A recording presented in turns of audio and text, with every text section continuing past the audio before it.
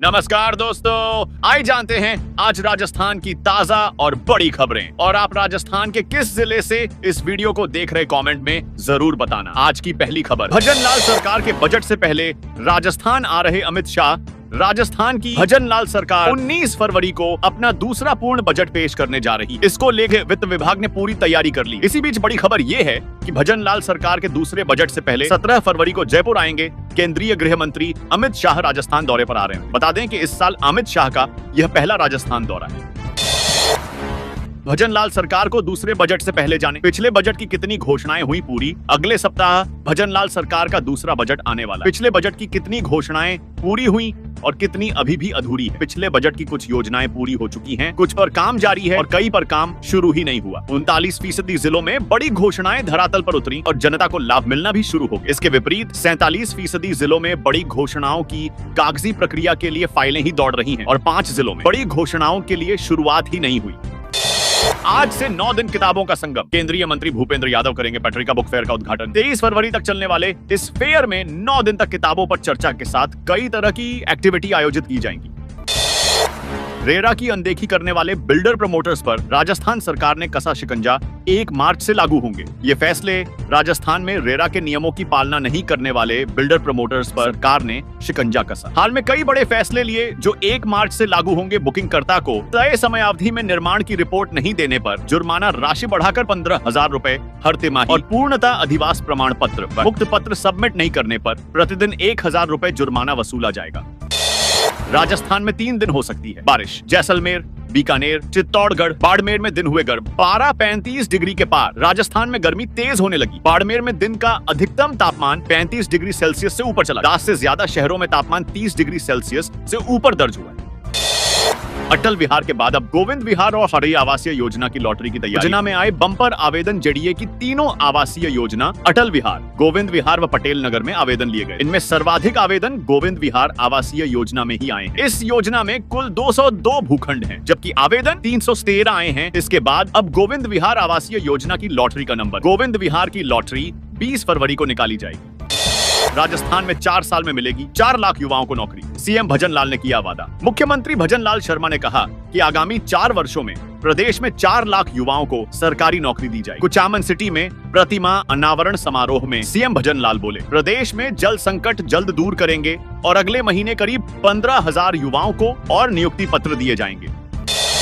CBSE की 10वीं 12वीं की परीक्षाएं आज से शुरू। स्कूल यूनिफॉर्म पहनना अनिवार्य। जाने और जरूरी बातें। राजस्थान के अजमेर रीजन सहित देश में सीबीएसई की 10वीं 12वीं की परीक्षाएं शनिवार से शुरू हो गई। परीक्षा केंद्र में सुबह 10 बजे तक ही प्रवेश अनिवार्य है। विद्यार्थियों को स्कूल यूनिफॉर्म पहनना अनिवार्य है। एडमिट कार्ड के साथ स्कूल का आई कार्ड, पहचान पत्र साथ ले जाना जरूरी होगा। 2 बजे आंगनबाड़ी केंद्र बंद होने के बाद संस्कृत स्कूल के बच्चों को बाहर खुले में बैठकर ही पढ़ना पड़ रहा है। प्रदेश में संस्कृत शिक्षा के क्या हाल है, इसका अंदाजा इसी से लगाया जा सकता है कि कई संस्कृत स्कूलों के पास खुद के भवन नहीं। इससे बच्चों को अस्थायी और कठिन परिस्थितियों में शिक्षा प्राप्त करनी पड़ रही है। प्रदेश में यूनानी चिकित्सालयों में दवाओं की कमी। 2 रुपए ही खर्च करती एक मरीज के लिए सरकार पाली शहर के बांगड़ अस्पताल के आयुष भवन में संचालित यूनानी डिस्पेंसरी 2.5 साल से बंद। यह अस्पताल 30 जून 2022 से बंद है। ऐसी ही हालत प्रदेश में अन्य कई जिलों में बनी डिस्पेंसरी की है। प्राकृतिक चिकित्सा पद्धति यूनानी के प्रदेश में 468 चिकित्सालय हैं, लेकिन सरकार ने इस पद्धति को हाशिए पर धकेल रखा है। यूनानी चिकित्सालयों में हर मरीज के लिए महज 2 रुपए की दवा उपलब्ध करवाई जाती है। यदि चिकित्सालय में 1 साल में 10,000 मरीज आते हैं तो महज 20,000 रुपए की दवा दी जाती है। खाद्य सुरक्षा योजना पर बड़ी खबर। राजस्थान के 34 लाख लाभार्थियों के राशन कार्ड ब्लॉक। नहीं मिल रहा गेहूं। खाद्य सुरक्षा योजना पर बड़ी खबर। राजस्थान के 34 लाख लाभार्थियों के राशन कार्ड ब्लॉक कर दिए गए हैं। योजना में शामिल लाखों परिवार फरवरी का गेहूं लेने के लिए राशन की दुकानों पर भटक रहे हैं। राजस्थान में खाद्य सुरक्षा योजना के तहत 31 जनवरी तक केवाईसी नहीं कराने वाले 34 लाख लाभार्थियों को योजना से ब्लॉक करने की जानकारी सामने आ रही। इस स्थिति में योजना में शामिल लाखों परिवार फरवरी का गेहूं लेने के लिए राशन की दुकानों पर भटक रहे हैं। उधर विभाग के अधिकारी भी दबी जुबान में कह रहे हैं कि एक्ट के प्रावधानों के अनुसार किसी भी लाभार्थी को गेहूं लेने से वंचित नहीं किया जा सकता। आईफा में आने वाले सेलिब्रिटीज की हुई घोषणा। 2 दिन जयपुर में 100 से ज्यादा सितारे आएंगे नजर, परफॉर्मेंस के साथ अपने अंदाज से बटोरेंगे। सुर्खियां international Indian film academy IIFA awards 2025 इस बार silver is the new gold theme के साथ अपनी 50वीं सालगिरह को भव्य तरीके से जयपुर में सेलिब्रेट करने जा रहा है। यह ऐतिहासिक संस्करण 8 और 9 मार्च 2025 को पिंक सिटी जयपुर में आयोजित होगा, जहां भारतीय सिनेमा के दिग्गज सितारे एक साथ नजर आएंगे। राजस्थान सरकार और आईफा के इस साझे आयोजन से राज्य में पर्यटन और सांस्कृतिक महत्व को भी बढ़ावा मिलेगा। जयपुर में प्रिंटर से नकली नोट छापने वाले 2 गिरफ्तार बल्ब और बेलन का भी इस्तेमाल कर रहे हैं। 100 और 500 रुपए के नोट मिले। एंटी गैंगस्टर टास्क फोर्स ने जयपुर में नकली करेंसी छापने वाले 2 लोगों को अरेस्ट किया है, जो प्रिंटर, बल्ब और बेलन की मदद से जाली भारतीय करेंसी को छापा जा रहा था। पुलिस ने दोनों आरोपियों के कब्जे से 2 फॉन्ट 17 लाख रुपए के जाली नोट बरामद किए हैं।